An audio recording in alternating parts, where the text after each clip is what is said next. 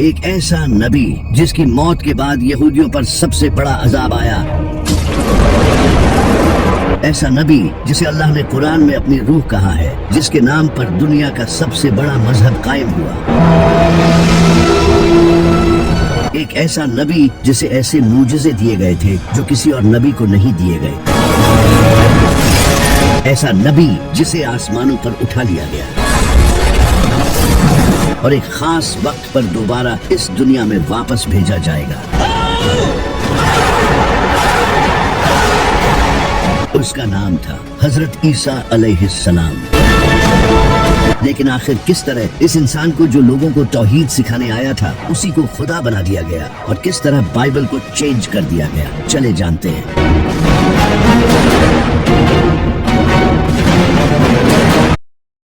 جب بنی اسرائیل کی حالت بہت ہی خراب ہو چکی تھی، ان کے اسکالرز کرپٹ ہو چکے تھے، انہوں نے کتابیں بدل دی تھی اور دنیاوی فائدے کے لیے دین بیچ رہے تھے۔ انہوں نے پورے دین کو ہی اپنے مطابق بدل دیا تھا۔ اوپر سے اس وقت فلسطین پر رومن امپائر کی حکومت تھی جو کہ یہودیوں پر بہت ظلم کرتی تھی۔ وہ ان سے بھاری ٹیکس لیتے تھے۔ ان سب کی حالت بہت خراب تھی، لیکن ان کی کتابوں میں ایک مسیحا کے آنے کا ذکر تھا جو انہیں اس ظلم سے آزاد کرے گا۔ تو اس وقت یہودی اس مسیحا کا انتظار کرنے لگے۔ وہ سمجھتے تھے کہ ان کا یہ مسیحا کسی پاورفل بادشاہ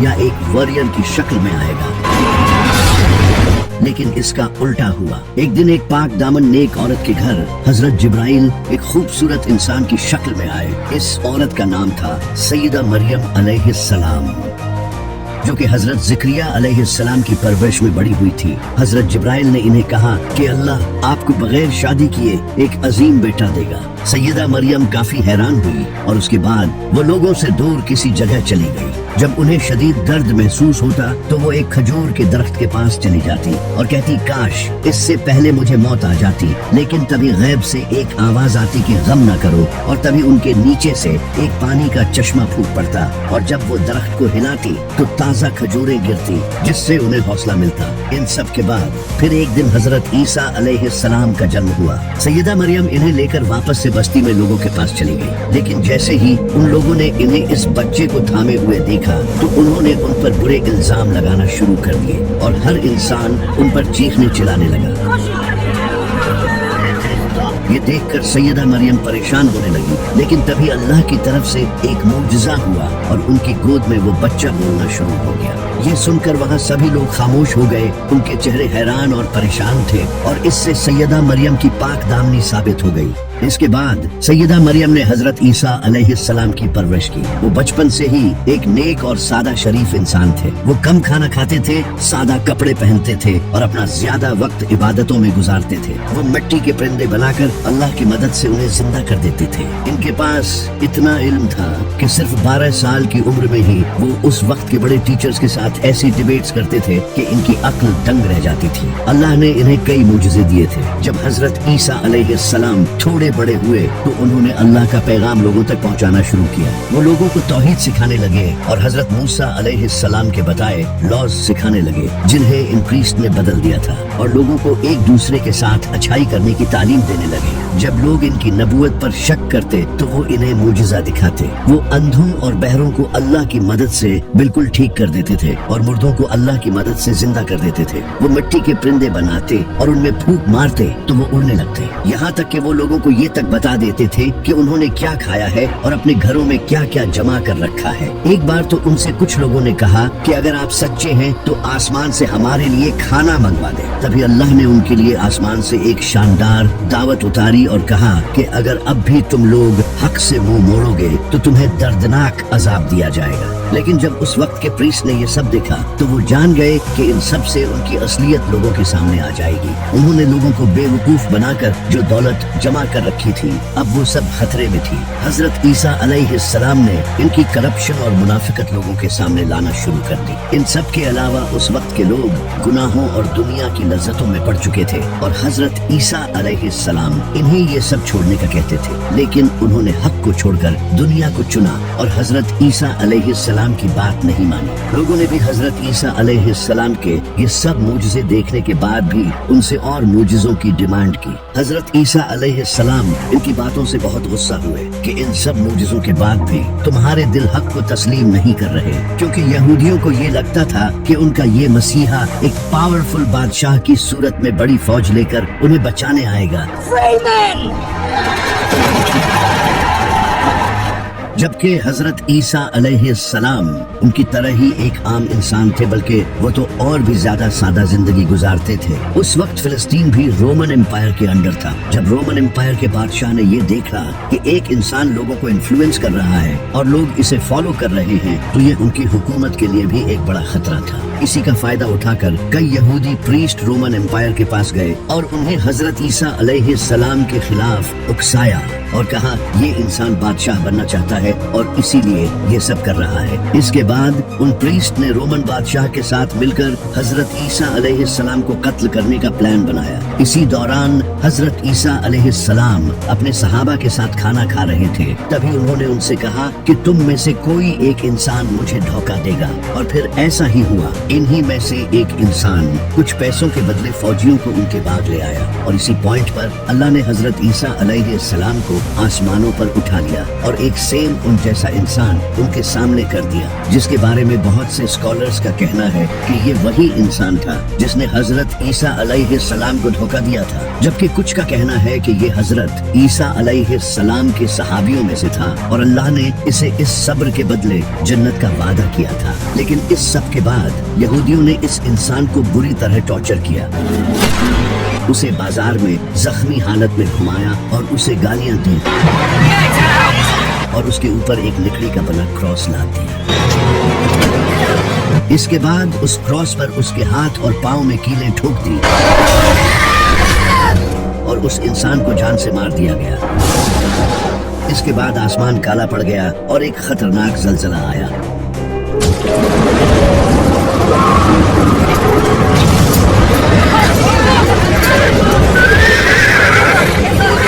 ये उन लोगों के लिए एक निशानी थी आने वाले अजाब की। लेकिन हजरत ईसा अलैहिस्सलाम को एक खास वक्त के लिए आसमानों पर उठा लिया गया है। अब वो दज्जाल का मुकाबला करने आएंगे। इस इंसान की मौत के बाद इनके साथियों के दरमियान डिस्कशन होने लग गई। इनके कुछ सहाबा ये मानते थे कि अल्लाह ने हजरत ईसा अलैहिस्सलाम को आसमानों पर उठा लिया है, जबकि कुछ का कहना था कि वो मर चुके हैं, जबकि कुछ का कहना था कि वो वापस आएंगे। इस तरह हजरत ईसा अलैहिस्सलाम के बारे में कहानियां फैलने लगी। एक फिरका हजरत ईसा अलैहिस्सलाम को अल्लाह का नबी मानता था, जबकि दूसरा फिरका इन्हें शहीद मानता था और तीसरे फिरके ने इन्हें अल्लाह का बेटा बना दिया। इस वक्त तक बाइबल एक बुक की फॉर्म में नहीं आई थी। लोगों को हजरत ईसा अलैहिस्सलाम की टीचिंग जुबानी याद थी और कुरान भी बिल्कुल ऐसे ही नाजिल हुआ था। आप सल्लल्लाहु अलैहि वसल्लम की वफात के कई साल बाद जाकर कुरान एक बुक की शक्ल में आया था। लेकिन कुरान और बाइबल में फर्क ये था कि कुरान की प्रोटेक्शन की जिम्मेदारी अल्लाह ने अपने हाथ में ली थी और बाइबल के साथ ऐसा नहीं था। इस वजह से लोगों ने बाइबल को चेंज कर दिया।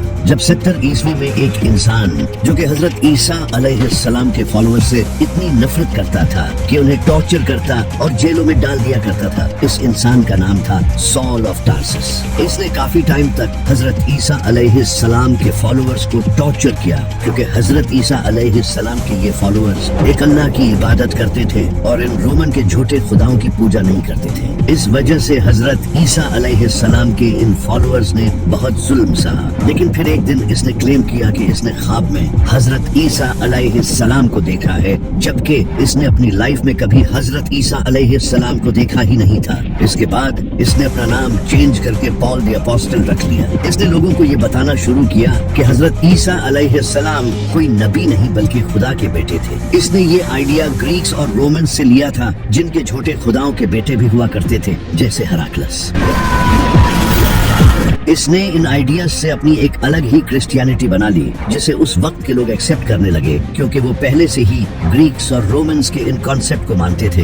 तो ये नई टाइप की क्रिश्चियनिटी उन्हें रिलेटेबल लगी। पॉल ने लोगों से कहा कि जीसस ने अपनी जान की कुर्बानी इंसानियत के गुनाहों की माफी के लिए दी है। इनके तरीकों पर चलने की हमें कुछ खास जरूरत नहीं है, बल्कि हमें तो इनकी इस कुर्बानी को मानना है। यानी कि इस इंसान ने क्रिश्चियनिटी को ही बदल दिया था। इसने डिफरेंट चर्चेस को लेटर भेजे और बाइबल बाइबल में अपने इन कंसेप्ट्स को ऐड करवाया जो कि बाद में जाकर न्यू टेस्टामेंट का हिस्सा बने। लेकिन जेरूसलम में हजरत ईसा अलैहिस्सलाम के कुछ फॉलोअर्स ने पॉल के इन आइडियाज को रिजेक्ट किया और उन्हें अल्लाह का एक नबी ही माना। इन्हीं लोगों में से एक हजरत ईसा अलैहिस्सलाम के भाई भी थे, लेकिन इनकी इन बातों की तरफ लोगों ने ध्यान नहीं दिया और पॉल की इस नई क्रिश्चियनिटी को लोगों ने एक्सेप्ट करना शुरू कर दिया और ये लोगों में फेमस हो गई। इस वक्त तक बाइबल को एक बुक की शक्ल दे दी गई थी और इसे हजरत ईसा अलैहिस्सलाम की वफात के 40 से 80 साल बाद लिखा गया था और इसके 4 गॉस्पेल्स थे, मार्क, मैथ्यू, लूक और जॉन। इन चारों गॉस्पेल्स में हजरत ईसा अलैहिस्सलाम के बारे में एक दूसरे से डिफरेंट बातें लिखी थी और कई ऐसी बातें भी लिखी थी जो कि हजरत ईसा अलैहिस्सलाम ने कभी भी नहीं कही। हजरत ईसा अलैहिस्सलाम के मुझसे जैसे मुर्दों को जिंदा करना, परिंदों में रूह डालना, इन्हें अल्लाह का बेटा प्रूव करने के लिए दलील के तौर पर यूज किया जाने लगा, जबकि ये तो मुझसे उन्हें अल्लाह की तरफ से दिए गए थे। लेकिन उस वक्त कई पुरानी गॉस्पेल्स भी मौजूद थी, जैसे कि gospel of Thomas, gospel of Barnabas, gospel of Hebrews. इनमें हजरत ईसा अलैहिस्सलाम को एक नबी ही लिखा गया था, लेकिन उन गॉस्पेल्स को चर्च के लीडर्स ने गलत कहा और इन्हें कबूल नहीं किया। लेकिन अभी सारे क्रिश्चियन हजरत ईसा अलैहिस्सलाम को खुदा का बेटा नहीं मानते थे। फिर 4th सेंचुरी में Constantine the Great Roman Empire का बादशाह बना। इस वक्त इसकी पूरी एम्पायर पॉलिटिक्स, जंग और रिलीजन की वजह से आपस में ही डिवाइड हो चुकी थी, तो इसने अपनी पूरी एम्पायर को यूनाइट करने के लिए लोगों को आजादी दे दी कि वो अपने रिलीजन को ओपनली फॉलो कर सकते हैं। ये पहली बार हुआ था कि क्रिश्चियनिटी भी एक रिलीजन बन चुकी थी जिसे लोग आजादी से फॉलो कर सकते थे। इससे पहले लोग क्रिश्चियंस पर जुल्म करते थे और इनके रिलीजन के भी खिलाफ थे। इस वक्त क्रिश्चियनिटी के 2 फिरके थे, एक जो हजरत ईसा अलैहिस्सलाम को नबी मानते थे, दूसरे जो इन्हें खुदा का बेटा मानते थे। इन्हीं फिरके में से एक इंसान खड़ा हुआ जिसका नाम था एरियस, जो कि लोगों को बताने लगा कि हजरत ईसा अलैहिस्सलाम अल्लाह के नबी थे, न कि उनके बेटे। इनकी बातों को कई लोगों का सपोर्ट भी मिला, लेकिन उस वक्त के चर्च के लीडर्स ने इसकी सख्त मुखालफत की, जो कि हजरत ईसा अलैहिस्सलाम को खुदा का बेटा मानते थे। इससे पूरी एम्पायर में कॉन्फ्लिक्ट पैदा हुआ और लोग एक दूसरे की मुखालफत करने लगे। जब कॉन्स्टेंटीन को ये पता चला तो इसने इस इश्यू को फौरन हल करने का सोचा, क्योंकि इसने लोगों को यूनाइट करने के लिए ही तो रिलीजन फॉलो करने की आजादी दी थी, लेकिन अब तो और ज्यादा इश्यूज आने लग गए थे। तो कॉन्स्टेंटीन ने एक बड़ी काउंसिल बुलाई जिसमें 300 से भी ज्यादा प्रीस्ट आए। इन सब के दरमियान एक मीटिंग हुई, लेकिन इस मीटिंग में एरियस के इस आइडिया को लोगों ने रिजेक्ट कर दिया और हजरत ईसा अलैहिस्सलाम को खुदा का बेटा डिक्लेयर कर दिया। इसके बाद से जो भी हजरत ईसा अलैहिस्सलाम को खुदा का बेटा नहीं मानता था, उसकी बाइबल्स को जला दिया जाता था और उन्हें मार दिया जाता था। इससे पूरी एम्पायर में एक ही क्रिश्चियनिटी कायम हुई, वो जो हजरत ईसा अलैहिस्सलाम को खुदा का बेटा मानते थे, ताकि लोगों के दरमियान इख्तिलाफ ना हो। इस वक्त तक बाइबल के कई वर्जन्स मौजूद थे और लोग इन डिफरेंट वर्जन्स को पढ़ते थे, लेकिन चर्च को कोई एक बाइबल चाहिए थी। तो चर्च की काउंसिल ने 27 मुख्तलिफ बाइबल्स के वर्जन सिलेक्ट किए, जिनमें हजरत ईसा अलैहिस्सलाम को खुदा का बेटा बताया गया था और बाकी सारे वर्जन्स को जला दिया। इसी वजह से आज बाइबल के कुछ ही पुराने वर्जन्स हैं जिनमें हजरत ईसा अलैहिस्सलाम को एक नबी बताया गया है। फिर जब बाइबल को लैटिन में ट्रांसलेट किया गया तो बाइबल का वो वर्जन रोमन कैथोलिक चर्च में ऑफिशियल डिक्लेयर कर दिया गया और इस तरह वो बाइबल पूरी दुनिया में फैल गई। फिर जब नबी सल्लल्लाहु अलैहि वसल्लम ने ऐलान नबुवत किया और लोगों को पता चलने लगा कि मक्का में एक नबी आए हैं, तो नजरान के कुछ क्रिश्चियन प्रीस्ट नबी सल्लल्लाहु अलैहि वसल्लम के पास आए। उन्होंने नबी सल्लल्लाहु अलैहि वसल्लम के साथ डिबेट की, क्योंकि नबी सल्लल्लाहु अलैहि वसल्लम हजरत ईसा अलैहिस्सलाम को अल्लाह का नबी मानते थे, न कि अल्लाह का बेटा। आप सल्लल्लाहु अलैहि वसल्लम ने इनके सामने कुरान की आयत पेश की, लेकिन उन्होंने मानने से इनकार कर दिया। तो फिर अल्लाह ने नबी सल्लल्लाहु अलैहि वसल्लम से फरमाया कि आप अपने घर वालों को ले आएं और ये अपने घर वालों को फिर एक खुले मैदान में खड़े होकर अल्लाह से दुआ करें। जो सच्चा होगा उसकी दुआ कबूल होगी और जो झूठा होगा उस पर अल्लाह का अजाब नाजिल होगा। तो नबी सल्लल्लाहु अलैहि वसल्लम अपने साथ इमाम अली, सैयदा फातिमा, इमाम हसन और इमाम हुसैन को लेकर आए, लेकिन जब इन क्रिश्चियन प्रीस्ट ने दूर से इनको आते देखा तो इनमें से एक प्रीस्ट ने कहा, खुदा की कसम, मैं ऐसे चेहरे देख रहा हूँ कि अगर ये अल्लाह से दुआ करें तो अल्लाह इनके लिए पहाड़ों को भी हिला देगा। इनसे डिबेट मत करो वरना हम तबाह हो जाएंगे। तो उन्होंने नबी सल्लल्लाहु अलैहि वसल्लम के साथ डर के मारे एग्रीमेंट कर लिया। हजरत ईसा अलैहिस्सलाम को कत्ल करने की साजिश यहूदियों की सबसे बड़ी गलती थी, क्योंकि हजरत ईसा अलैहिस्सलाम यहूदियों के लिए आखिरी मौका थे। अल्लाह ने उन्हें खुले मुजज़ों के साथ इनके पास भेजा था ताकि वो हक को कबूल कर लें। ऐसे मुजज़े किसी भी नबी को नहीं दिए गए थे, लेकिन उन्होंने ईमान लाने की बजाय इनकार कर दिया। फिर अल्लाह ने उन पर एक के बाद एक अजाब नाजिल किया। जब अल्लाह ने हजरत ईसा अलैहिस्सलाम को आसमानों पर उठा लिया तो कुछ टाइम बाद यहूदियों ने रोमन एम्पायर के खिलाफ बगावत शुरू कर दी, क्योंकि यहूदी खुद हुकूमत हासिल करना चाहते थे। यहूदियों ने यरूशलेम में रोमन्स को हराकर आजादी हासिल कर ली। जब उस वक्त के रोमन बादशाह नीरो को ये खबर मिली तो उसने अपने बेटे टाइटस को एक फौज के साथ यरूशलेम भेजा। टाइटस ने यरूशलेम को सीज कर लिया और शहर को फतह कर लिया। इसके बाद रोमन्स ने यहूदियों के टेम्पल को तबाह कर दिया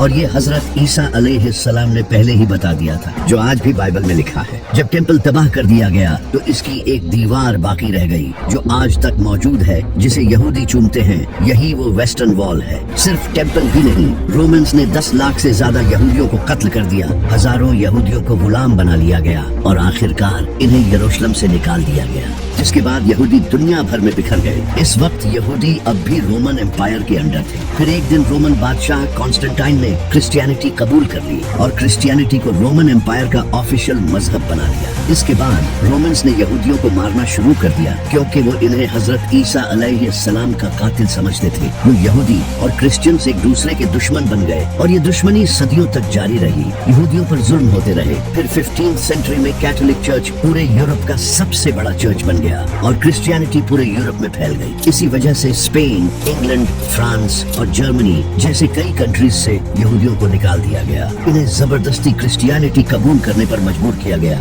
और जो इनकार करते थे उन्हें कत्ल कर दिया जाता।